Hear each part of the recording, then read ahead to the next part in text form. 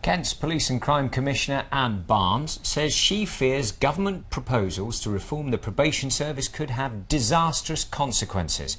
Ministers want the private sector to take over the monitoring and management of people who are released from jail on a payment-by-results basis. But as our Home Affairs correspondent Colin Campbell reports, some probation experts believe that the changes could lead to an increase in the number of former prisoners who reoffend.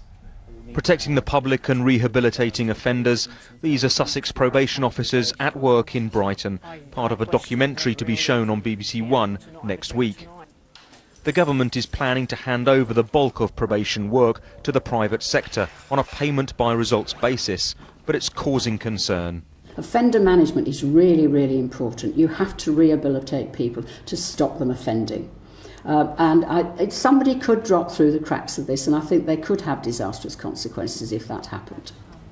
Kent's Police and Crime Commissioner fears a fragmented probation service may not be able to cope with low-risk offenders who suddenly become more of a risk.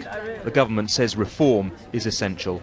Well, I certainly don't believe that there will be disastrous consequences. As I've said, what we're looking to do here is to drive down reoffending, and anyone who is a police commissioner, anyone working within the criminal justice field, will share that aspiration. Danny from Brighton served 2 years in prison for robbery. He was released in 2011.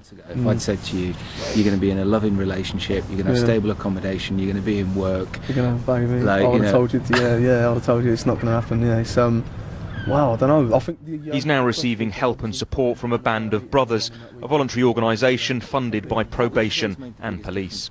This stuff is sort of like more real-life aspects, dealing with sort of drug offending, sort of in your past, drug abuse, and sort of stuff that happened with your family, or sort of family issues, drinking. It can be any sort of background. And it's making a difference. Yeah, and it makes a difference. Yeah, it does.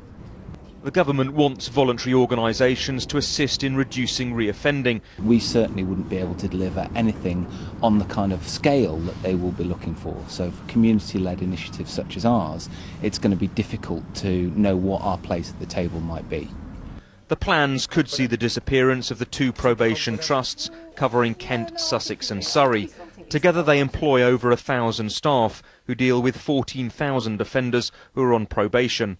Under the plans, the services say about 80% of their current caseload will be transferred to the private and voluntary sector. Currently, we possess a wealth of local knowledge working with our partners, and we design with them services accordingly, and we've been pretty successful at reducing reoffending on the back of that. The risk is, if that's all done from the centre, that local flavour will disappear. The government hopes the profit motive of payment by results will produce a cheaper, more effective service. Others aren't so sure. Colin Campbell reporting there. Well, he's in Brighton live for us now. And Colin, these are government proposals at this stage. So how likely is it that they will actually go ahead?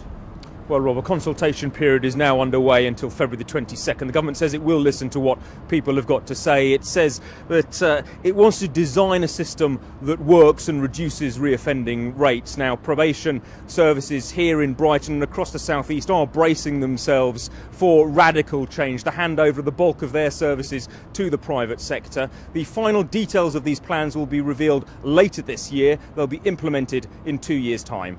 OK, Colin, thank you.